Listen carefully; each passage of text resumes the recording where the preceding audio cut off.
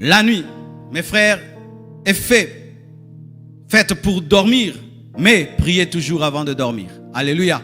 Priez toujours avant de dormir, à moins que tu aies prié toute la journée et tu dois te reposer la nuit. Mais si tu as eu une journée normale, mes frères, priez toujours avant de dormir. Je viens d'avoir une expérience qui a conforté ma position. Dernièrement, j'avais prêché et j'étais rentré à la maison très tard. Parce que des fois, je quitte ici à 22h, mes frères. Alors, j'étais arrivé à la maison, je crois, à 22h30. Alors, j'étais fatigué, je me suis dit, je vais me reposer et je prierai vers 2h, 3h, mais je me repose un peu. Je n'avais pas respecté mon programme de prier avant de dormir. J'ai dit non, je suis vraiment fatigué, je vais dormir et 2h, 3h, je vais me réveiller pour prier. Et qu'est-ce qui se passe? Notre fille, la cadette, se réveille et vient frapper à notre porte. Qu'est-ce qu'il y a? Oh, j'ai entendu une voix. Où? Une voix dans ma chambre. Oh, qu'est-ce que la voix? Non, la voix chuchotait. Et j'ai cru que c'était ma grande sœur, mais je l'ai réveillée, c'était pas elle. Mais j'ai entendu. Et moi, je ne néglige jamais ce que mes enfants me disent. Beaucoup de parents sont tout le temps philosophes, même dans les choses spirituelles. Ton enfant est en train de vivre une vraie expérience. Toi, tu expliques tout scientifiquement. C'est les dessins animés que tu avais vus. C'est le dessin animé. Papa, prie Dieu. Peut-être c'est pas le dessin animé.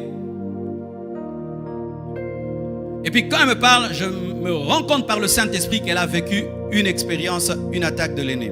Et puis je prie pour elle, je la rassure, je lui prêche la foi. Et puis elle s'endort. Et puis quand je rentre dans ma chambre, je commence maintenant à prier pour la nuit. Et je prie. Et puis je m'endors. Vous savez ce que j'ai vu? J'ai vu dans cette nuit-là que je dormais. Mais je dormais dehors. J'étais comme dans un jardin. Et je dormais. Et j'étais étonné. Oh, mais comment je dors? Les gens passent. Les gens passaient. C'est comme si je dormais dehors. Et puis j'ai dit non. Et puis j'ai vu. J'ai refusé ça. Et puis je suis allé maintenant dans la maison.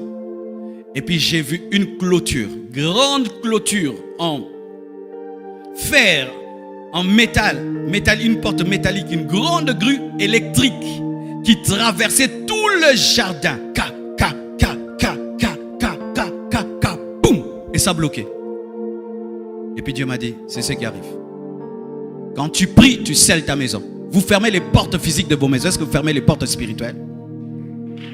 Tu es toujours, papa, celui qui dit, est-ce que tu as fermé la porte? Tu vérifies toujours les portes. Tu vérifies si c'est fermé. Est-ce que tu vérifies que les portes sont fermées spirituellement?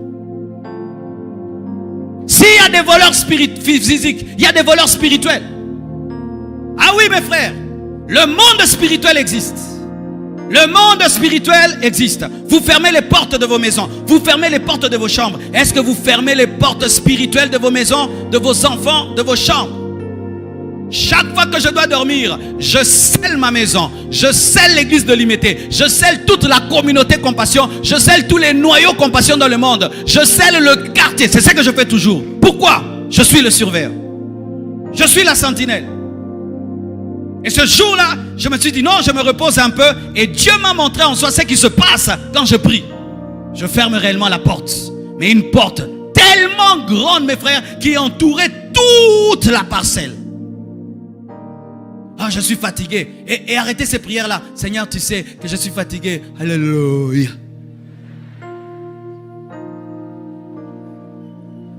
Alléluia. Arrêtez ces choses-là de prier endormi. Non. Parce que quand tu es endormi, tu peux croire que la porte de la cuisine est fermée alors que c'est seulement la porte du salon. Et quand tu pries endormi, tu ne vas pas bien fermer les portes.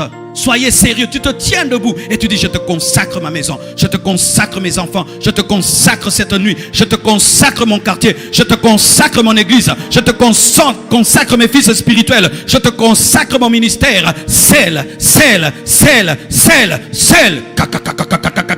Boum. Boum. Et quand Dieu ferme, personne ne peut ouvrir. Quand Dieu ferme, personne ne peut ouvrir. Regardez Jésus. Jésus priait souvent toute la nuit. Toute la nuit. Toute la nuit. La Bible dit cela. Prenez le verset. La Bible dit ceci. Dans Luc 6, verset 12. En ce temps-là, Jésus se rendit sur la montagne pour prier. Il passa toute la nuit à prier. Il passa toute la nuit à prier. Jésus faisait souvent des veillées. Des veillées. Mais toi, tu n'arrives pas même à prier 1 heure avant de t'endormir. Mais Jésus priait souvent toute la nuit.